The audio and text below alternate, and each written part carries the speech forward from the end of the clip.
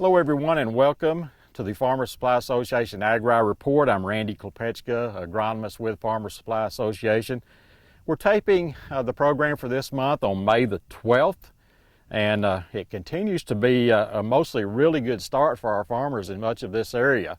Planting progress is just excellent. I mean, I've been doing this a long time, about 40 years, and I can't ever remember having this much crop planted on the May the 12th. Most of our rice is planted, not all of it, but most of it's planted. Most of the corn is planted. A lot of soybeans are planted. We've talked before that our farmers want to plant soybeans earlier and early because that's where the yield potential is. Well, hopefully we'll realize some of that yield potential this year because, we've got a lot of soybeans planted as well on May the 12th. So it's been an excellent start. A couple of, I guess you might say, minor bumps in the road. We thought they might have been worse than they were, but things worked out real well. About the 29th or 30th of April, we started having missing the rains. We actually missed 2 or 3 that there were excellent chances for in the forecast, and we missed those rains, and we got concerned about a couple of different areas of production. One is getting a stand of rice. Our fields were starting to dry out, crust over, and when they crust over, it's kind of difficult for the rice to emerge through that soil. So we were thinking about flushing our rice. A lot of people were, but we had a couple of issues. One, it was really cool during that time period. We had lows in the 40s, low to mid 40s, and that's not conducive for flushing because if it's that cold, things aren't going to happen like you want them to. So we had that concern, and so we didn't flush. And then after that, the rain got in the forecast. We had forecasts of a week's worth of rain, chances every day. So with that in the forecast, we just kind of didn't flush, and because of those things we thought would work out for us, and lo and behold, things have worked out really well for the most part. We have mostly good stands of rice around, and things worked out. It seems like our rice just has a lot more ability to push through the ground, find cracks. I don't know if it's some of the seed treatments we're using or what, but anyway, things worked out well on that front for the most part. We have a few maybe weak stands, but overall the stands are pretty good.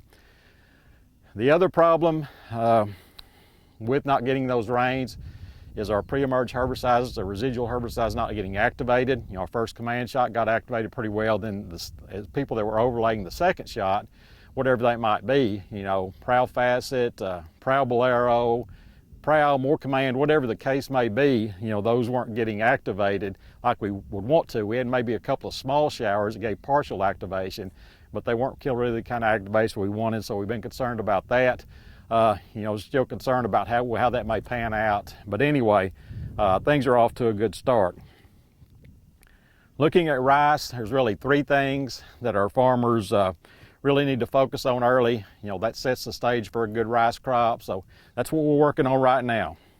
Number 1 is getting a stand. I said that we did have some concerns about getting a stand, but you can tell in this field behind me, just an excellent stand. Not all stands are this good, but a lot of them are. We've gotten some rain since then. The rice has found its way through the surface, through the cracks, and we've got pretty much good stands of rice around. Looking at university data, for conventional varieties, the optimum stand is around 10 to 20 plants, 10 to 15 plants per square foot. Minimum, they say about 6 to 8. With our hybrids, optimum stand is about 6 to 10 per square foot, and the minimum of about 3 to 4. So I think we're meeting that in most fields. And uniformity is a key. If we can have lower numbers than that, if they're uniform, I think we can still make excellent crops. We just don't want to see a lot of holes, where there's 10 per square foot one place, and you go down, throw the square another place, and there's 0 plants per square foot. So as long as we got some uniformity, we can stand some pretty low numbers on our stand counts. But overall, I think we're good on our stand counts. I don't think that's going to affect yield much at all in the end. Next thing, next key that I always talk about is weed control. And barnyard grass is number 1. Of course, red rice is a big key as well. But the main thing I always want to turn to is barnyard grass, because it seems you have more control, or more things can go wrong as well when you start talking about barnyard grass. But the key is keeping those residuals active. I like to see active residuals from the start, from planting, all the way till the time the permanent flood is established. We've got several choices.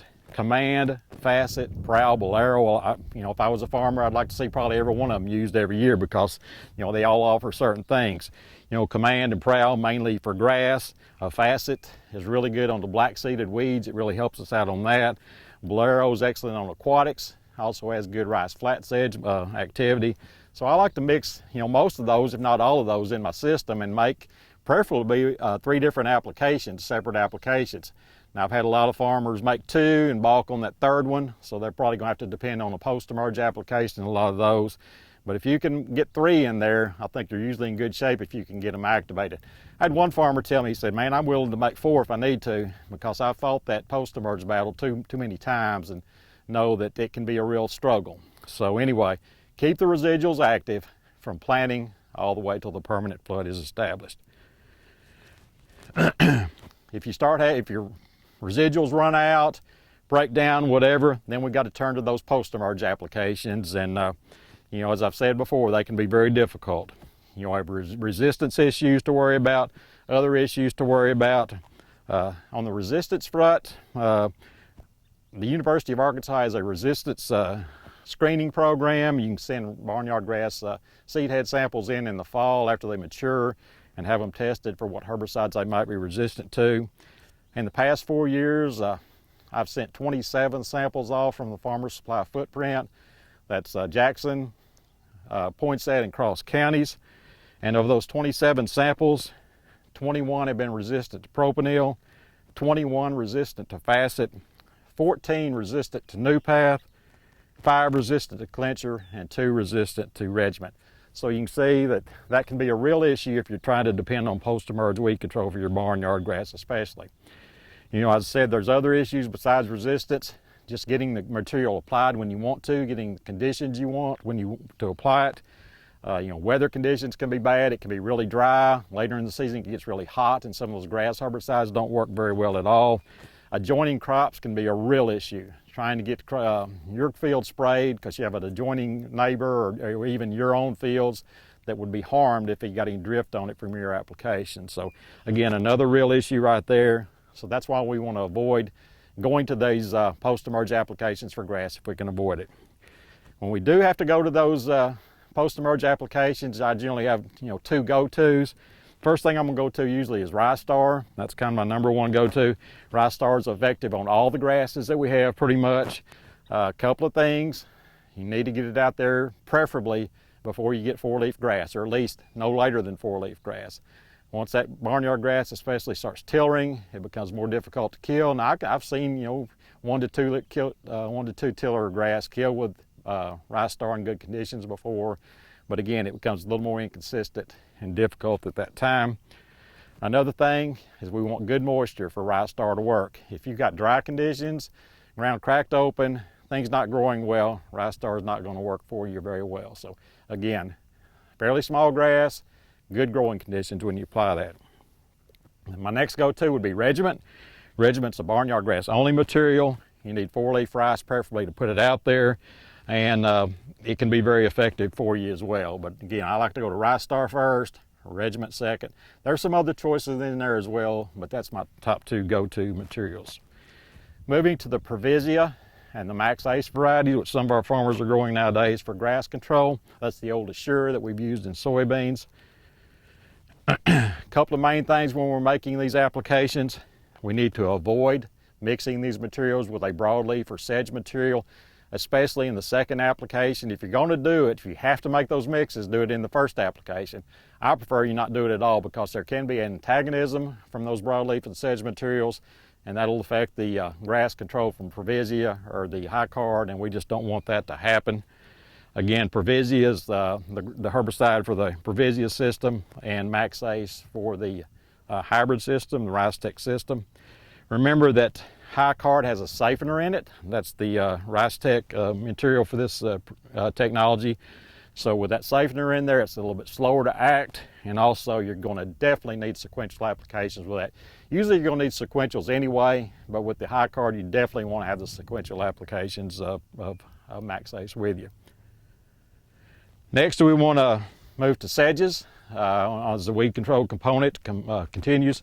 Of course, we've got yellow nut sedge. We're used to that. We control that with Permit or Gamut or Permit Plus still pretty well. There's been a few resistant cases in the state, but not many, so we still do well with that. But our main concern has been the annual sedges, and they've become more and more of a problem over the last several years as we're resistant to the ALS herbicides. So we got to use some special concerns here. One, we got to identify them. Yellow nut sedge is easy to identify. Usually it's the first one to emerge in the spring. It emerges pretty much before any of the other summer weeds that we see in our rice fields. So it's got a broader leaf. It comes from a tuber below ground. So you can dig up that root system. You'll see an extensive vegetative system, and usually you'll find that tuber down there that things are originating from. Rice flat sedge would be next on the list. It's an annual sedge. The best way to identify rice flat sedge, you can kind of squeeze those leaves, kind of grind them together between your fingers, and you're going to smell a kind of, they describe it as a cedar-like smell. It's just an off smell that you will definitely smell when you rub those leaves together and grind them up. So keep that in mind. If you've got that, you know you got rice flat sedge. If you don't have that smell, then you probably got white margin sedge, which kind of has emerged as one of the major annual sedges now. The best way to identify that, if you don't have that smell of that cedar smell, then dig up that root system, and it'll be kind of a rusty red look. If you see that rusty red look, then you got white margin sedge. So keep that in mind on the identification. As far as control, as far as pre-emerge control, we can get pretty good pre-emerge control if we use Cert Sharpen or Bolero. So if you've got sedge problems, you need to be looking at one or both of those in your program. After that, as far as post-emerge activity, we got several choices. Our rice bow, propanil, propanil-basagran combinations, and finally Loint are all pretty effective on the annual sedges, the flat sedge, and the white margin sedge. So keep that in mind, and we'll have a good weed control program, hopefully. Finally, the third thing is nitrogen and flooding the field up. We're getting into that window right now. Ran some DD50s on some very early emerging rice, and it shows us getting in that window next week around the 15th or 16th of May. So next week, I think if it dries up, we're going to start seeing our fertilizer go out, our fields flooded up, and we'll go from there. But again, that should start next week, and try to run your DD50. That way you know how long you've got to get that done before you start losing yield. So again, that's where we're at right now. Off to a great start in my opinion, and hopefully we'll keep that up for the rest of the season. This has been Randy Kopechka with your Farmers Supply Association Agri Report.